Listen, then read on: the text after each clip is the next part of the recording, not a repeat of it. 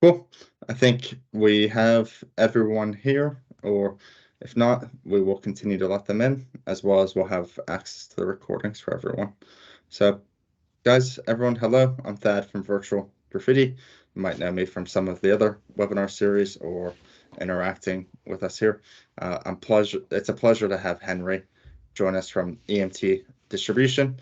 Henry, can you just introduce EMT for us? Yeah, sure. So EMT Distributions is a cybersecurity focused distributor based in Adelaide, South Australia.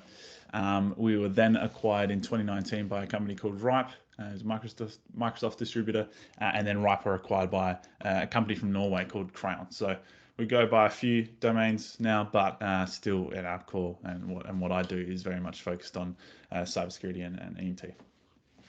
Awesome. Yeah, and the reason why I love talking with you guys too is your focus just on the essential eight and the tool set that you guys bring to the market with it, right?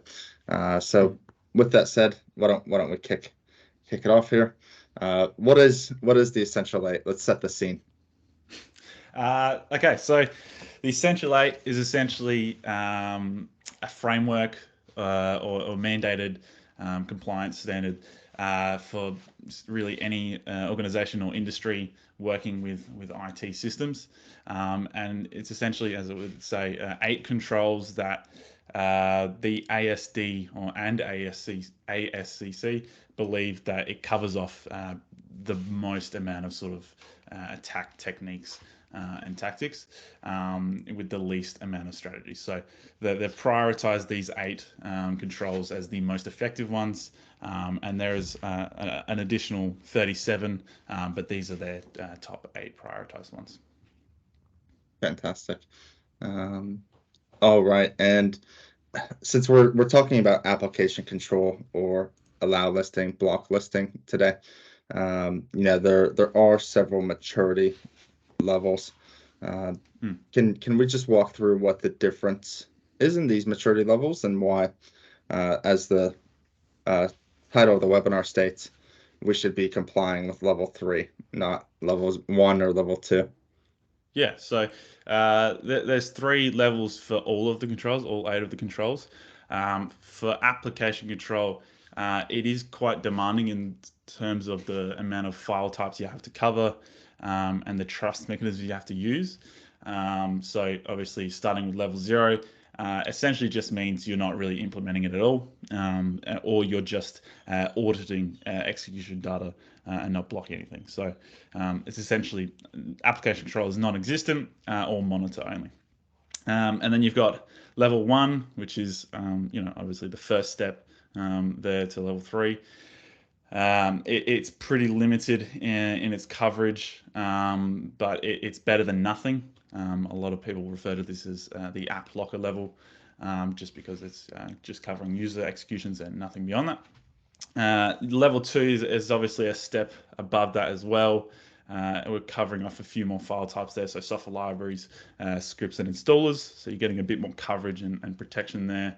And we're sort of, when we're getting to level 3, that's when we're covering off pretty much every major file type and implementing the Microsoft recommended block rules. So they are, all effective in their own way.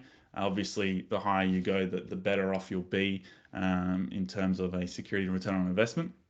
But these are all, getting to level 3 is really challenging, and not a lot of organizations are able to do it with the existing sort of Microsoft technology, so AppLocker and WDAC. So that's when you need third-party solutions to get you to those higher maturity levels, so you can effectively manage it and maintain it over the long term. Henry, where does firewall application control sit within this? Keeping in Nowhere. mind. Oh, go ahead. So, Nowhere? Nowhere. yeah, Okay. firewall application blocking is not application control defined by the ACSC or the ASD. That is another way to sort of block applications from running or just basic network traffic. Application control should really be referred to as allow listing or execution control, because we're not worried about just applications. We're actually just worried about the files themselves, and you can't do that really with a firewall. So it's a completely different strategy, and the ACSC haven't defined it as effective application control. Yeah, okay. And I guess that the application control is trusting more packages rather than, the executables and all the different files and folders surrounding that executable, right? Or the libraries Exactly. with it. Yeah, Yeah. okay. So Allowlisting is not really worried about network traffic in that sense. It's just worried about what files can and can't execute on a system. So it's more of an endpoint product, right? You can't come Correct. in over the network. Okay. Exactly right. Okay, gotcha. So a way you can think of it is the inverse of an antivirus. So we all know what an antivirus is. It essentially just stops, bad files from executing, right? But the way it does that, it uses a block listing approach. So it essentially allows any and all sort of file or application to execute, and then tries to nitpick the bad ones. So it's sort of inherently prone to missing files or misjudging files based on their reputation. And Allowlisting is the complete inverse of that. It's saying only these set list of files can execute, and we're going to block everything else by default because we don't trust everything else. I see someone's typing a question in here for us. Let's give it just a second. Henry, I didn't see you typing here, so it must be another Henry. Why use application allow listing as opposed to endpoint? And I'm assuming it means endpoint antivirus or an endpoint suite. So yeah, there's a lot of endpoint protection platforms out there, APPs or antiviruses or next gen antiviruses. There's dozens of vendors, right? And the problem is they're all going about it. They're all trying to prevent malware execution, regardless of what sort of underlying technology they're using, whether it's static analysis, so you're looking at the signature of a file executing and comparing that to a database of known bad files, or it's something a bit more advanced like an AI or machine learning model looking at heuristics or characteristics of files, essentially trying to predict or judge whether a file is good or bad. Regardless, that they're all still using that block listing approach, which is still all prone to missing files, and that's why I believe the ACSC defined a block listing approach like antivirus or EPPs as a good approach, as opposed to allow listing, which is as an essential or excellent approach. So it's just limited in its nature. It's not anything against any certain vendor or antivirus out there. It's just the nature of how they're approaching malware prevention. Mm-hmm. If you had to pick one, Henry, you personally, for an organization, which would you pick right now? For an antivirus? Well, no, antivirus versus application controller, application allow listing product. There's a place for between the two. both. The problem is you never want your antivirus to block first. You want that to be your backup plan. So you always want your allow listing technology to block by default if it's not in the allow list. And then when you need to make exceptions for, an occasional install of a new application, or an administrator needs to run a script, you want that backup technology like an antivirus to use those pros of static or heuristic based analysis to just give you a bit more protection. But you should always want your allow listing act first because it's a more concrete strategy. Okay. So look, I'll jump into the next one here. Where does it sit in the MITRE attack framework, and how does it apply? So, yeah, as you can see on the left there, there's an entire sort of section based on execution, and then on the right there, we've got all of the sort of tactics and techniques attackers use, and what application control or allow listing can cover off to a certain extent. But essentially what the ASD have sort of done is looked at the entire MITRE attack framework. We don't have a picture here, but the entire MITRE attack framework is built of like hundreds of different sort of tactics and techniques. And their objective was essentially to cover off as many of those tactics and techniques as possible with the least amount of technologies or strategies. So Application control covers off a huge, length of tactics and techniques attackers use, and it's really effective in that sense. Mm-hmm. Mm-hmm. So if you haven't Fantastic. looked at the So, MITRE ATT&CK framework, I would highly implore you to go look at it. It is a bit overwhelming, but some of the information you can learn from there is really useful and interesting. Henry, is there any resources we can share with people on MITRE ATT&CK that you would recommend or the EMT team would recommend? Yeah, so if you just Google MITRE ATT&CK, that there's essentially the non-for-profit organization that's very much community driven, looking at sort of how hackers break into systems and how they progress their attacks. And then there's also another framework by MITRE called MITRE Defend. So it's the inverse of MITRE ATT&CK. Instead of looking at how hackers hack organizations, it's looking at how blue teams can protect organizations. And what they've actually done is mapped the MITRE Defend framework with the MITRE ATT&CK framework. So it can be really helpful to sort of figure out what technologies are stopping what, and going from there. Okay, cool. Fantastic. Well, it's good to hear that there's good resources available. Does the ACSC advise at all on using MITRE, or do they tie together back with the ASD Essential 8? There's mentions of it throughout sort of their writings. It's not something they directly sort of go off of. They go off of their own sort of ideas and beliefs, I guess. But the MITRE ATT&CK framework is definitely a widely used framework by many organizations. A lot of EDR vendors will base their entire platform on the MITRE ATT&CK framework. So it's a very much a well sort of respected framework out there. Okay, cool. Well, I'll send through a link just on the attack and the defend bit by MITRE here to everyone who's attended. There are some good resources available there. So look, what is application control and what isn't it? Why don't we jump into there? Yeah, so I think there's a lot of misunderstanding and sort of communication about what application control is. That's partly due to a lot of the sort of cybersecurity vendors out there, or the cybersecurity industry as a whole. Marketing doesn't always, help with explaining what something is and what it is not. But essentially, application control is just explicitly defining what files can execute and then blocking everything else by default. So the idea being you're going to block any and all untrusted and or malicious code execution. So the way ACSC define it there, as you can see on the screen there, it's just a security approach designed to block malicious code execution.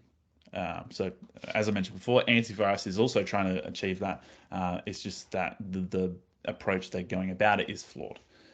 So Allowlisting is a much more concrete approach.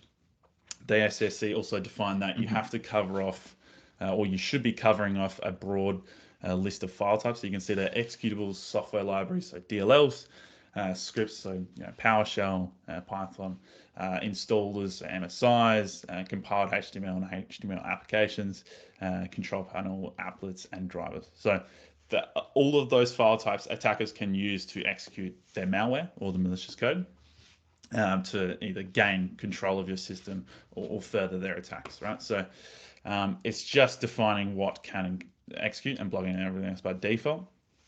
And the way the ACSC have recommended to define that criteria as to what can execute is just three mechanisms, or trust mechanisms. So you can allow a file to execute based on its cryptographic hash, so whether it's MD5, SHA-256, whatever it is.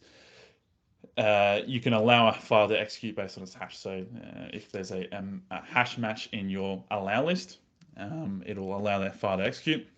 You can also allow a file to execute based on its publisher certificate. So vendors will sign their code or their applications with what's called a publisher certificate.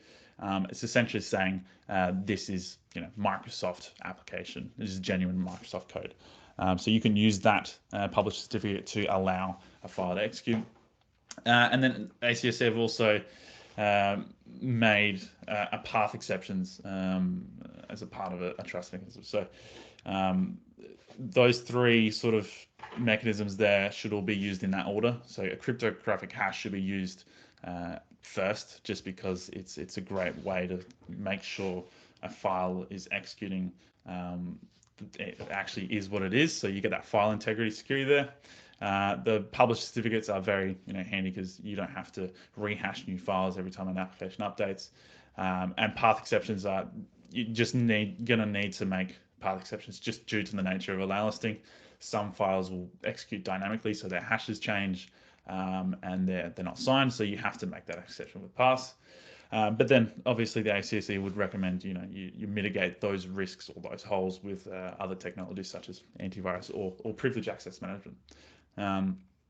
So what application control is not, as you can see on the screen, it's not providing a portal or other means of installation. So if you have the Microsoft Store, only allowing files or users to install applications based on the Microsoft Store, that's not application control. That's just a portal for them to access, and that portal can be used and abused or exploited to execute malicious code again. So it's not application control. Web or email content filters is also not application control. It's focusing on a different part of security, and it's not going to stop file executions. So that's not one either. Checking the file reputation is not also application control because, again, as we mentioned before with the antivirus, it can miss files as well. So not one you should be using there. And also, as I've highlighted in bold, application control is not a firewall. So it's a completely different strategy looking at network, the network layer. It's not looking at file executions at all. So when you're Okay. exploring sort of Allowlisting technologies out there, that sort of definition on the left there is what you should be going off of. So. Okay, and Henry, let's walk through. I guess I'm a team member here at Virtual Graffiti, and I want to download an application and use it, and it's not on our allow listing. How do I, as a user, without being too inundated, actually get past that if we do meet maturity level 3 of the ASD? Yeah. When as an administrator, when you're creating those allow list policies, you first do an audit. So you're essentially trying to discover two things. You're trying to discover what files are executing based on the operating system. So what the operating system for each endpoint needs to operate as normal. So you're not breaking the operating system when that sort of runs. And the second thing is you're ensuring that a user can use the applications they use on a day-to-day basis. So you want to, as an administrator, you want to do an audit for a month or so just to gather enough sample size of data to ensure you're covering everything off. And then once you've created your allow list and you moved into enforcement, you need a temporary exception handling mechanism. So if and when a user wants to install a new application, instead of that file just being blocked straight away and you going away and having to update the allow list, and then publishing the new policy and then taking effect on the endpoint, instead of that lengthy process and ruining users' days, you need a temporary exception handling mechanism to quickly allow users to run installers and new applications, capture those hashes, and then review them later, so you're not disrupting those users. So that's a critical part of allow listing, and it's why most organizations fail when they're implementing technologies like AppLocker and WDM, is because they don't have that quick one-time exception for those one-time events. Yeah, absolutely. Well, I could see why that adds to the challenge. And I think, before where I've talked to people about WDAC and implementing it within their org, it was more expensive for the services to come in on top and actually properly implement it versus, purchasing an allow listing product such as Airlock. Exactly. It was 20, 30 days of PS on top of just running software applications. Yeah, so WDAC, it does cover off the file types that you need, and it uses the trust mechanisms you need. The problem is it requires a lot of customization to actually get it to work in your environment. and for you to essentially maintain it over the long term. So it is a huge problem with Allowlisting. A lot of people perceive it as something that's not really possible to implement at scale. And it's exactly what Airlock actually set out to do. They wanted to create a platform that allows or enables administrators to enforce the policies they've created, but make exceptions when it's necessary to keep business flowing as usual. Before we just move on to this next slide, we do have a question from Mark here. What do DevOps teams think about Allowlisting, Henry? Okay, so developers. Yeah. So a lot of people, when they're implementing Allowlisting and they're dealing with administrators, developers want to execute whatever code they really want. They want the creativity and flexibility to do whatever they want. That completely contradicts what you want to do as an administrator when you're implementing Allowlisting. So it is a matter of an internal conversation with those developers, figuring out exactly what they need, and giving them, that space to do what they need to do, whilst ensuring that you're enforcing security. So what most organizations will do, they'll essentially create a path exception if they have to, for those developers to execute whatever code they want in a certain directory. And then as long as you're aware of that as an administrator, you can then focus on that small hole in your allow list and mitigate it with other sort of technologies and strategies. So you can restrict other users from touching that directory. You can implement an EDR technology to just monitor that directory and sort of watch it for indicators of compromise, and whilst you're maintaining and enforcing those Allowlisting policies on the rest of the endpoint. So it is a challenge dealing with developers, but it's not something people haven't overcome in the past. So it's really working with them so that they can still do what they need to do, and mitigating where you can, because there's software packages all over the place. I know with our dev team, they're downloading things left, right, and center. Downloading the sites, uploading them again, and so on. So really working together. And it actually leads perfectly into this slide. Why doesn't everyone implement it? Yeah, so there's a lot of challenges with Allowlisting. It can start from initial auditing. So initially creating the allow list is actually quite hard, because if you don't know what's executing out there, you don't really know what to create. You might have an idea of what's out there. So you obviously, as an organization, you're using the Microsoft stack, so Teams, Microsoft Word, Microsoft Excel, maybe some Zoom applications, whatever. You have a sort of idea, but you don't have an actual list of files that are executing. So the problem sort of with the auditing period is, you've got to do that discovery, and there's not a lot of technologies out there that will do that discovery well and show it in a sort of, or summarize it in a way that you can actually digest that information. So that's one of the main challenges.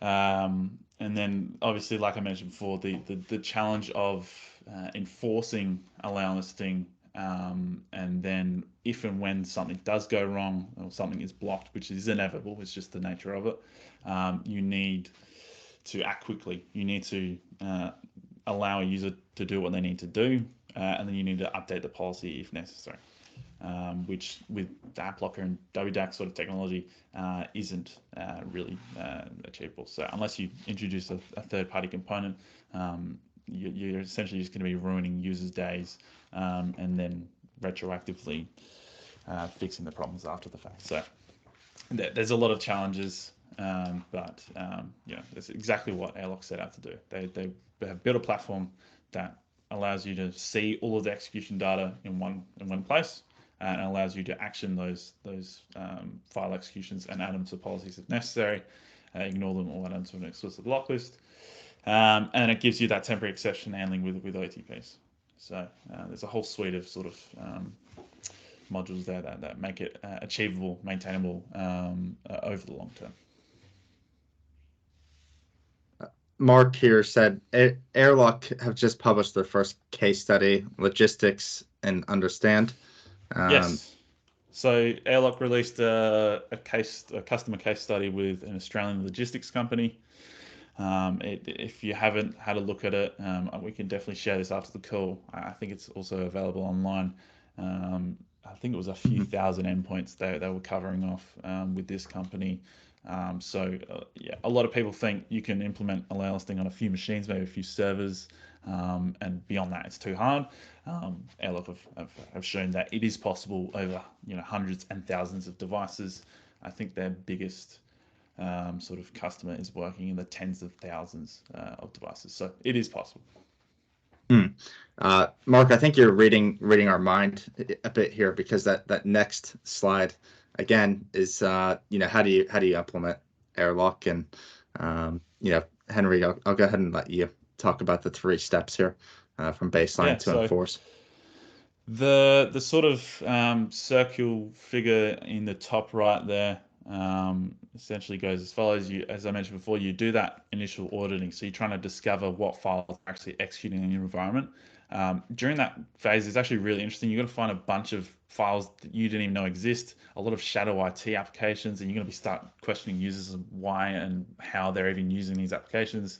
You're then going to use that information to then create and refine that allowance, so that adding and blocking phase. So you're going to be reviewing essentially the applications as an entire software package, and adding them to a policy if necessary. And you're going to be doing this auditing and sort of creation phase for about 2 to 3 weeks, like I said before, just to gather enough sample data to make sure you're covering everything off. Along with that, as it says in the middle, you want to create or import baselines. So for Windows 10, Windows 11, the Linux, Mac OS, whatever you're really using, you can import operating system baselines to essentially eliminate a lot of that initial workload, because there's roughly 40, 50,000 files to do with an endpoint. So importing a baseline and using that as a reference point can really sort of eliminate a lot of that initial workload. And then after you've done that again for 2 to 3 weeks, you're going to shift into that enforcement phase. So you're going to be enforcing the policies you've actually created. All right, so then all it's a matter of is monitoring blocked executions, like you were doing in the sort of auditing discovery phase, and adding them to your policies as usual, or you're making quick one-time exceptions with what Airlock calls an OTP. So whether it's 15 minutes, an hour, 2 hours, whatever that user needs to do what they need to do for a set amount of time, you'll grant them an OTP in your Airlock platform.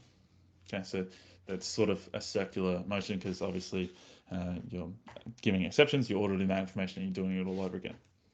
So that whole framework is how you sort of stay compliant over the long term. So the exceptions are extremely critical when you're dealing with Allowlisting. So very important to keep in mind. As you can see on the left there, the Allowlisting framework. So Airlock was designed on the Essential 8. CEO David Cottingham used to work in the ASD, and his role was to obviously implement application control. He was creating all these scripts and sort of automation tools, and he's already half created Airlock, so he just said, "Screw it, I'll go make the whole thing." So he's essentially based Airlock on the entire Essential 8 framework. So it's able to tick all the boxes from maturity level 0 to 3. So it's essentially what I like to call maturity level 3 for application control out of the box.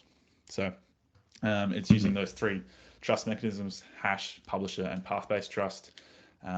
Again, it's giving you that centralized visibility to review and action file execution data. As we're touching on the product workflows, if you've ever seen Airlock, you'll know that it's just an intuitive sort of workflow when you're reviewing files and adding them. Also part of the Essential 8, like I mentioned way back earlier at the start of the call, is you'll need to implement, if you're doing Essential 8, you'll need to implement Microsoft's recommended block rules. So it's essentially just system hardening for the Windows operating system. So you can import that as a predefined package in the Airlock console and set it as an audit mode. So you're just recording and reporting those Microsoft recommended block rule violations, or you can enforce them. So it's actually going to block any violations the Airlock agent detects. You can also use, as it also says there, the MITRE ATT&CK framework. There's a few block lists built into Airlock that follow that MITRE ATT&CK framework. But again, it's just the main premise of it is system hardening. So there's a lot of sort of bloatware and unnecessary sort of software on the Windows operating system and any other operating system. So you can block that functionality with block listing. And yeah, like it says at the bottom there, it's out of the box maturity level 3 for application control. It can also do some of the user application hardening piece for the essential 8, but that's mainly just a byproduct of explicit block listing. So you're really just getting maturity level 3 for app control out of the box with Airlock. That's about it. Henry, what's the average go live time from being maturity level 0 to maturity level 3 with a product like Airlock, and how much hands-on does it require? So once you've done that initial sort of auditing and discovery, and you've created those policies, and you're confident that you've covered off everything, Airlock's pre-default is just maturity level 3. So every control is already pre-configured to meet that sort of compliance. There are a few controls that are sort of more of an internal organization sort of policy, like reviewing the allow list policies on an annual basis. But apart from that, Airlock's going to get you to maturity level 3 as soon as you move into enforcement. Mm-hmm. Mm-hmm. Fantastic. Well, look, I think everyone should be taking a look at implementing something like Airlock, or at least talking to how do we move them up the maturity level within the essential 8. I just want to leave a few minutes here for any questions. We'll wrap up here a little bit early, give you a bit more time back in your day. And then, Henry, if there is anything else while we're waiting on questions, I'll let you go ahead and start shooting. Yeah, sure. We'll give. Oh, there you go.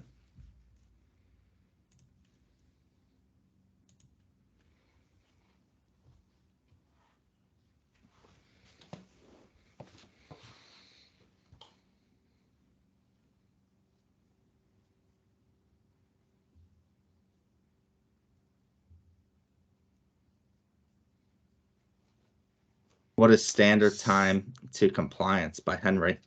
Okay, so like I said earlier, once you've done that auditing and discovery of file executions, and you've made your policies or allow list, and you've moved to that enforcement mode, that process roughly takes 2 to 3 weeks, depending on how many times in a week you're coming into that console and reviewing that execution data.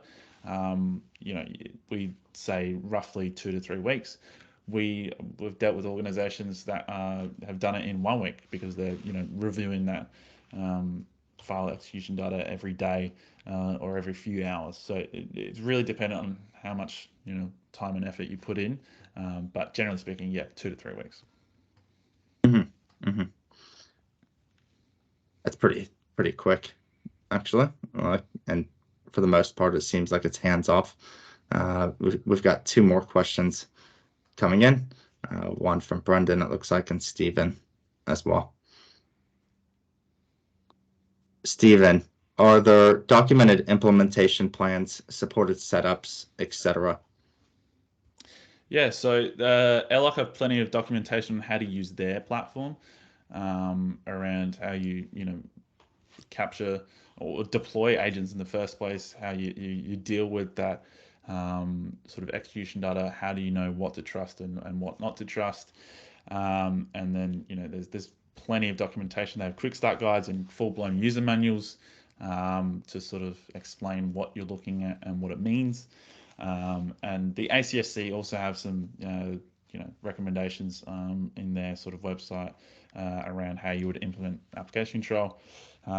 They've got recommendations for maturity level 1, maturity level 2. I don't think they have one for maturity level 3 yet. I might have missed it, but yeah, there's plenty of documentation out there. If you are concerned or worried about how you would go about this, because it is a bit of a challenge, feel free to reach out. I'm more than happy to sort of provide some consulting or guidance on how you'd go about that. Yeah, definitely. I think at the end of this, we'll reach out to everyone and see if maybe doing an Airlock demo with them and how it work within their organization would be worthwhile, right? So yeah, we'll be in touch with everyone. Brendan had a great question here for us, Henry. Could Airlock be compared to the zero trust security model? And Yes. Yeah. I see you So smiling here. yeah. So zero trust, although a bit of an interesting marketing term, um, application control. Yeah, you could consider it zero trust because you're only allowing what is known to be good and then blocking everything else. You're not trusting anything else. So yeah, you could consider it zero trust. And I think what the US are doing with the CWMC is definitely following that sort of zero trust model. And there's a lot of sort of conversation around um, application control in their compliance standard. So CWMC is not yet enforced, but it will be by 2026 or 2027. So Allowlisting is very popular in Australia because it's sort of mandated here. Not so popular everywhere else for a few reasons, but I think this sort of Allowlisting is sort of starting to grow in other places because people are realizing that it's actually possible to implement at scale. Mm-hmm. That actually leads into our next question, Henry, and why should orgs comply with Essential 8? So not every organization has to comply. There are certain organizations that are mandated by the government to implement the Essential 8. But a lot of organizations can use it as a framework, and people use it as a guidance framework to sort of get an idea of what they should be doing, because security can be very confusing, right? So that Essential 8 can provide you as sort of a cheat sheet as to what you should probably be doing. That Essential 8 framework is just a prioritized set of controls that the ACC have recognized is most effective over sort of the entire attack landscape, and it's going to get you sort of the best return on investment security wise. Mm-hmm. Mm-hmm. Yeah, I know you mentioned the US acronym, and can you just explain a bit more about the framework that they're doing Yeah, and so what the that is? Yeah. CWMC is a new or upcoming compliance standard over there in the United States. It is essentially going to be mandated across any defense contractor or supplier to the US government or defense agencies. And the way they've designed it is actually quite similar to how or the Essential 8's structured. So it follows a list of set controls, and they all have sort of set maturity levels. I think it was originally 5 maturity levels. I think they've cut it back to 3. They're sort of still figuring it out, but once they do, it will be mandated throughout, the entire, essentially the entire world. Anyone that's working with the U.S. Defense Agency, they'll have to comply with this standard to sort of work with those organizations. Mm-hmm. Are they going to have 8 requirements as well, or is it going to be a longer list, shorter list? What's It's that going to still in the look like? drafting phase, I think. So they're not. They have a pretty good idea. Like I mentioned before, they're very much following that sort of zero trust model. But Mm-hmm. it'll be very interesting if and when that sort of gets enforced. And it'll be interesting if they do mandate or enforce application control, what the rest of the world will do. Because as everyone sort of knows, a lot of people sort of follow the US, sort of do what they do. So I'm sure if they start implementing application control, you'll see, the UK start doing it, the rest of the countries will start doing it, and it'll probably be a mandated thing, or it'll go the other way and everything will be AI machine learning and everything will be automated and security will just be an automated task by AI. We'll see.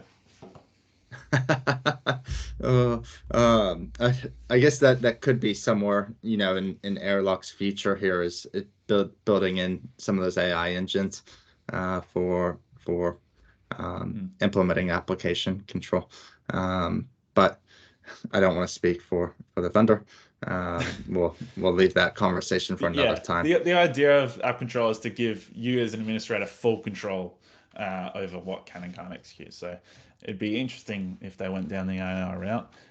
They could certainly automate maybe some of the auditing sort of discovery phase, but the point is you as an administrator are making that decision as to what you trust, because obviously we've seen automated AI sort of tools, antivirus be tricked by clever attackers. So it's interesting. Yeah, absolutely. Look, it's also incredible, the amount of antiviruses that are just tricked in general. That's the first thing that attackers seem to go disable. So there hasn't been one for application control yet, which I think following the rules that you set up here, or that Airlock has set up, following the hash, following the certificate, going to the path exception, make it very difficult to go do. Yeah, if you ask any penetration tester what their sort of worst nightmare is, a lot of the time it's Allowlisting, just because it completely eliminates their ability to execute the code and tools they need to progress their attack. So they have to essentially find another way to further attack, whether they're looking at escalating privilege or compromising another account. They know they have to look elsewhere because they know it's going to be way too difficult to do what they need to do in terms of code execution. Awesome. Well, look, Henry, I really want to thank you for jumping in today, and thank everyone for joining us here as well. I think we're wrapping it up with questions. If you do have any other questions, our team will be in touch with you. But really enjoyed our time here this morning. Looking forward to our next sort of topic that we cover off at one stage, where we'll invite everyone again. So thank you everyone once again, and we'll be in touch shortly. Thanks everyone. Have a good day. Awesome. All right. Cheers. Bye.